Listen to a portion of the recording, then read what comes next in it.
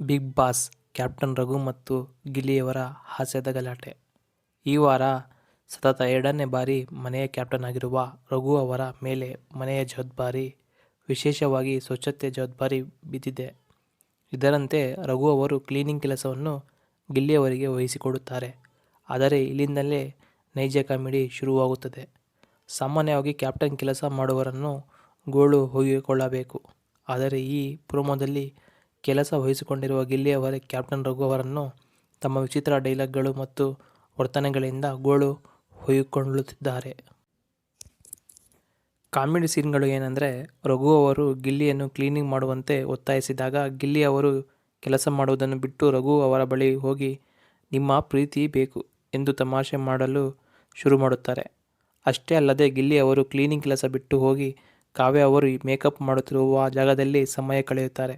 ರಘು ಅವರು ಅವರನ್ನು ಎಳೆದು ತಂದು ಕೆಲಸ ಮಾಡಿಸಲು ಪ್ರಯತ್ನಿಸಿದಾಗ ಗಿಲ್ಲಿ ಅವರು ತಮಾಷೆಯ ಪ್ರತಿರೋಧ ತೋರುತ್ತಾರೆ.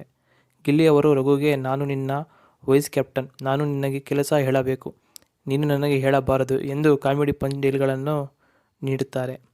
"ನಾನು ನಿನ್ನ PA ಇದ್ದ ಹಾಗೆ, ನಾನು ಕೆಲಸ ಮಾಡುವವರೆಗೂ ನೀನು ಸುಮ್ಮನೆ ಇರು" ಎಂದು ರಘುಗೆ ಬೆದರಿಕೆ ಹಾಕಿದಂತೆ ಮಾತನಾಡಿ ಎಲ್ಲರನ್ನೂ ನಗಿಸುತ್ತಾರೆ.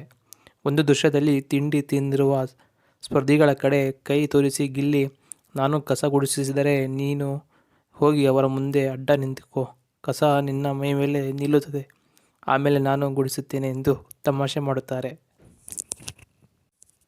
ರಘು ಅವರು ಮನೆಯಲ್ಲಿ ಎಲ್ಲಿ ಕೂರಲು ಹೋದರೂ ಗಿಲ್ಲಿ ಅವರು ಅಲ್ಲಿಗೆ ಹೋಗಿ ಸರಿಯಾಗಿ ಗುಡಿಸದೆ ತಮಾಷೆ ಮಾಡಿಕೊಂಡು ರಘು ಅವರಿಗೆ 10 ನಿಮಿಷ ಕೂಡ ವಿಶ್ರಾಂತಿ ಸಿಗದಂತೆ ಕಾಡುತ್ತಾರೆ. ಗಿಲ್ಲಿಯವರ ಈ ಕಳ್ಳಾಟದಿಂದ ರಘು ಅವರಿಗೆ ತಲೆ ಕೆಟ್ಟು ಹೋಗಿದ್ದರೂ ಅವರು ಗಿಲ್ಲಿಯನ್ನು ಒಂದೇ ಒಂದು ಮಾತು ಬೈಯುವುದಿಲ್ಲ. ಇವರಿಬ್ಬರ ಈ ವಿಶಿಷ್ಟ ಮತ್ತು ನಗು ತರಿಸುವ ಬಾಂಧವ್ಯ ಇಂದಿನ ಎಪಿಸೋಡ್ನ ಹೈಲೈಟ್ ಆಗಲಿದೆ.